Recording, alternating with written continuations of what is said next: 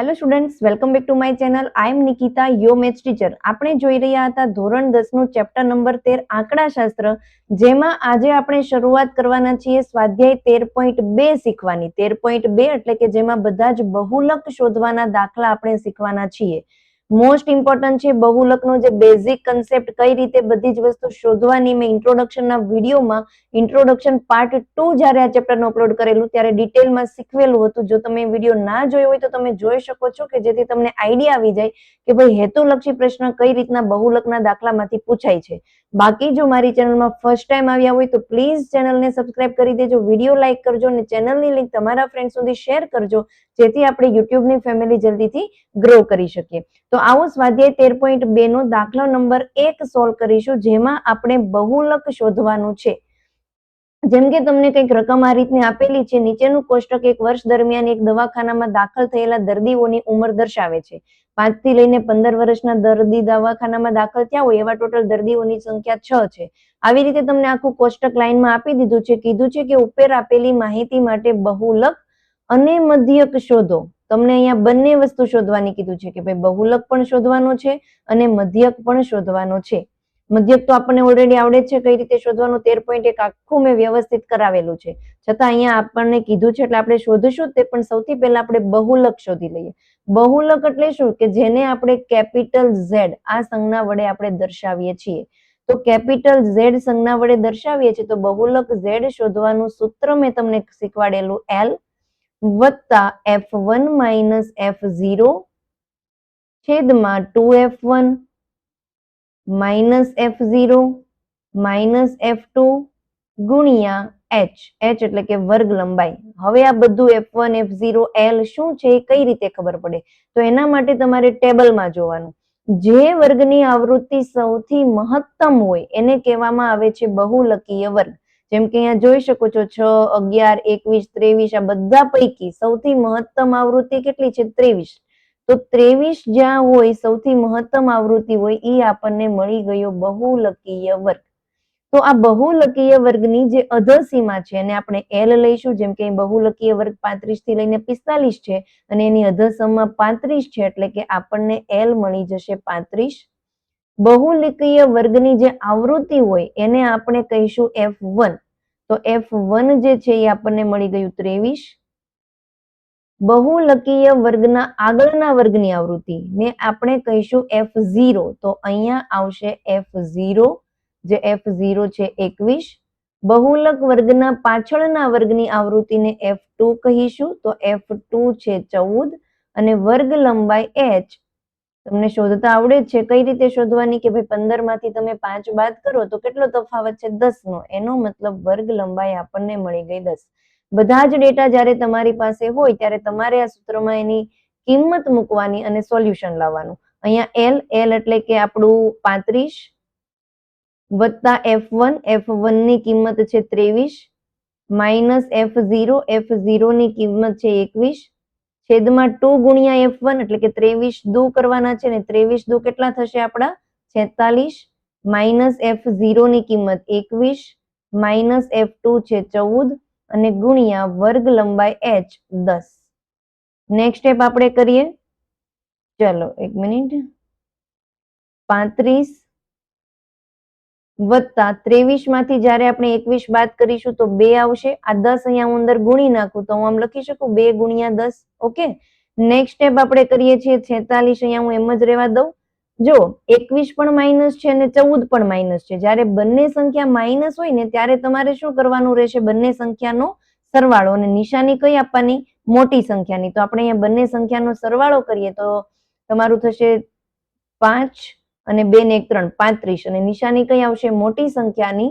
મોટી અથવા તો બંને જ્યારે ઋણ સંખ્યા હોય ને ત્યારે એટલું યાદ રાખવાનું કે કરી દેવાનો સરવાળો, પરંતુ નિશાની આપવાની માઇનસની, કારણ કે મોટી સંખ્યા પાસે પણ માઇનસ હશે અને નાની સંખ્યા પાસે પણ માઇનસ જ હશે.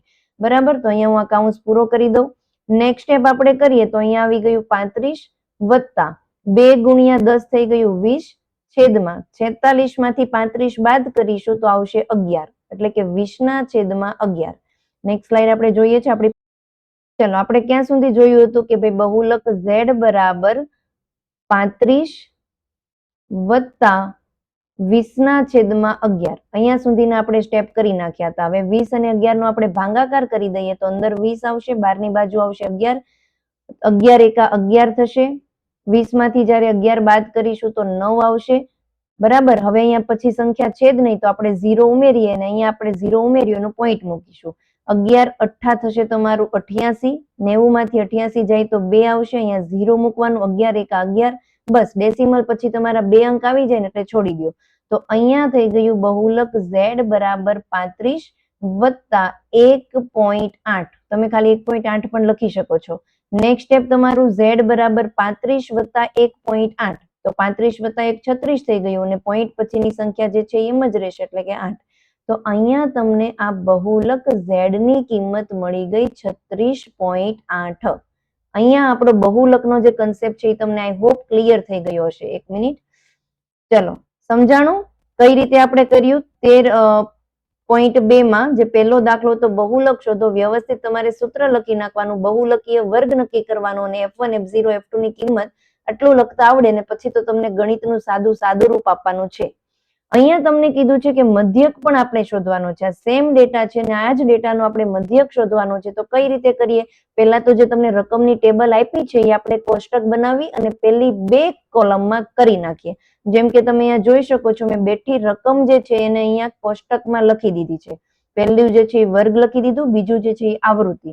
હવે આપણે અહીંયા મધ્યક શોધવાનો છે. પહેલું કામ હું તમને કરાવું છું કે ભાઈ આવૃત્તિને એની નામ આપી દો. આવૃત્તિને આપણે fi કહીએ. જેટલી પણ આવૃત્તિ છે એ બધાનો સરવાળો કરી દો, જેને આપણે સિગ્મા fi કહીએ છીએ. સરવાળો કરી આપણે અહીંયા 6 ને 7 8, 8 ને 12 13 14 15, 15 ને 5 20, 20 નો 0 વધી 2, 2 4 ને 6 8, 7 ને 8 એટલે કે ટોટલ બધી આવૃત્તિનો સરવાળો 80 થઈ ગયો. તમે અહીંયા કોઈ પણ રીતથી કરો, તમારી ત્રીજી કોલમ આવશે મધ્ય કિંમત શોધવાની. મધ્ય કિંમત જેને આપણે xi વડે ડિનોટેડ કરીએ છીએ. કઈ રીતે શોધવાની હોય? મધ્ય કિંમત શોધવાનું સૂત્ર છે વર્ગની અધસીમા વત્તા વર્ગની ઉધ્વસીમા છેદમાં 2. અહીંયા આપણે જોઈ શકીએ છીએ કે 15 વત્તા 5 કરીએ તો 20 થાય અને 20 ભાગ્યા 2 10 થાય એટલે કે પહેલા વર્ગની મધ્ય કિંમત મળી ગઈ 10. કાં તો તમે બીજી રીતે એ રીતે યાદ રાખી શકો છો કે મધ્ય કિંમત એટલે કે વર્ગની મધ્યમાં આવતી સંખ્યા. જેમ કે અહીંયા 15 છે અને 25 છે તો 15 અને 25 વચ્ચે કઈ સંખ્યા આવશે તમારી? 20. તો અહીંયા આપણે લખી નાખીએ 20. ત્રીજી રીત હું કરાવું છું કે જેમાં તમારે મધ્ય કિંમત પહેલા વર્ગની મધ્ય કિંમત મળી જાય પછી જે પણ વર્ગ લંબાઈ હોય એ ઉમેરતું જવાનું. જેમ કે અહીંયા આપણે જોઈ શકીએ છીએ કે ભાઈ 15 અને 5 વચ્ચે વર્ગ લંબાઈ કેટલી છે? 10 ની. તો 10 10 ઉમેરતા જાવ તો 20 માં 10 ઉમેરીએ તો 30, 30 માં 10 ઉમેરીએ 40, 40 માં 10 ઉમેરીએ 50, 50 માં 10 ઉમેરીએ તો 60. મેં શું કર્યું? વર્ગ લંબાઈ જેટલી છે એ બધી ઉમેરતી જવાનું. નેક્સ્ટ સ્ટેપ હવે આપણો આવશે, હું અહીંયા પદ વિચલનની રીતથી યુઝ કરું છું એટલે કે ui આવશે. ui શોધવાનું સૂત્ર શું છે? ui બરાબર xi માઇનસ a છેદમાં વર્ગ લંબાઈ h. તમને હેતુલક્ષી પ્રશ્નમાં પૂછાય છે એટલે હું તમને અહીંયા વારા ઘડીએ કરાવતી રહું છું. બરાબર. ચલો મેં આઈ થિંક સ્ક્રીન ચેન્જ નથી કરી. ઓકે, તો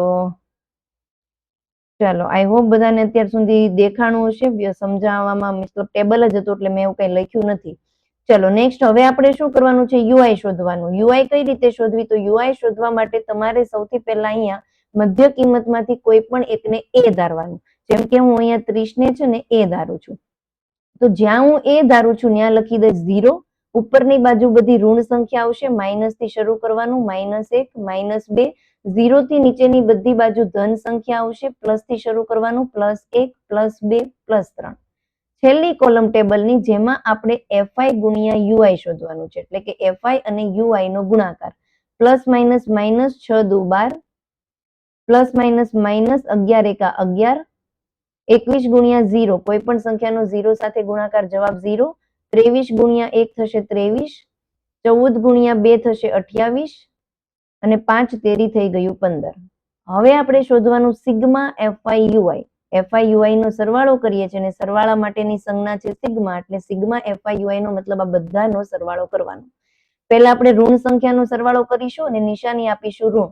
2 ને 1 3, 1 ને 1 2, 23 આવી ગયા. -23. હવે તમે જુઓ અહીંયા -23 છે, અહીંયા +23 છે તો -23 +23 બંને ઉડી જાય એટલે કે જવાબ 0 થઈ ગયો.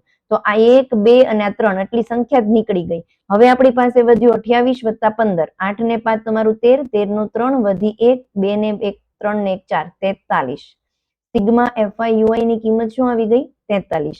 બધી કિંમત આવી ગઈ છે. હવે આપણે મધ્યક શોધવાનું પદ વિચલનની રીતથી સૂત્ર લખીએ અને કિંમત મૂકીએ. તો મધ્યક શોધવાનું પદ વિચલનની રીતથી સૂત્ર છે x બાર બરાબર a વત્તા સિગ્મા FI ના છેદમાં સિગ્મા FI ગુણ્યા વર્ગ લંબાઈ h. તો a ની કિંમત જે આપણે ધારી હતી એ લખીશું. એ આપણે લીધેલું 30 વત્તા સિગ્મા FI ની કિંમત છે 43 છેદમાં સિગ્મા FI આપણું આવી ગયું છે 80 ગુણ્યા વર્ગ લંબાઈ h છે 10. અહીંયા 0 અંશનો ને છેદનો 0 ઉડી ગયું. તો તમારી પાસે અહીંયા વધ્યું 30 વત્તા 43 ના છેદમાં 8 વધ્યું છે. તો આપણે અહીંયા 43 અને 8 નો ભાગાકાર કરી નાખીએ. ભાગાકાર કરું છું 43 ભાગ્યા 8, 8 પંચા થશે તમારું 40. 43 માંથી 40 બાદ કરીએ 3 વધશે. અહીંયા હું 0 મૂકું છું પણ મારી પાસે 0 છે જ નહીં એટલે પોઈન્ટ. 8 ચોક તો 32 થઈ જશે. તો 8 તેરી 24. 30 માંથી 24 બાદ કરો તો 6 વધશે. એક હજી એક 0 મૂકે. 8 છંગ 48 ને 88 64. તો 8 સત્તા 8 સત્તા કેટલા થાય? 88 64 થઈ જાય, વધી જાય. તો 7 8 કેટલા થાય? 56. બરાબર. અહીંયા વચ્ચે 4 ને 0 ને 8 પંચા 40 એટલે કે 5.375.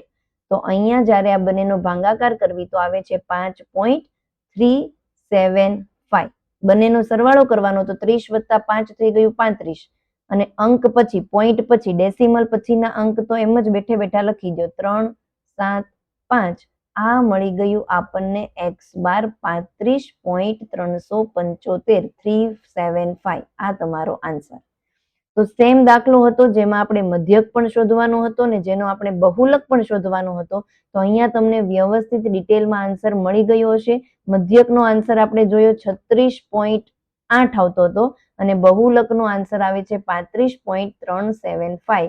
તો આ તમારો ફર્સ્ટ દાખલો સ્વાધ્યાય 13.2 નો કમ્પ્લીટ થયો છે. આઈ હોપ બધા સ્ટુડન્ટને સમજાણું હશે. તો પ્લીઝ સ્ટુડન્ટ ચેનલ હજુ સુધી સબસ્ક્રાઇબ ન કરી હોય તો સબસ્ક્રાઇબ કરી દો. વિડીયોને પ્લીઝ લાઇક કરી દેજો અને શેર કરજો. મળીએ મારા નવા વિડીયોમાં નવા દાખલા સાથે.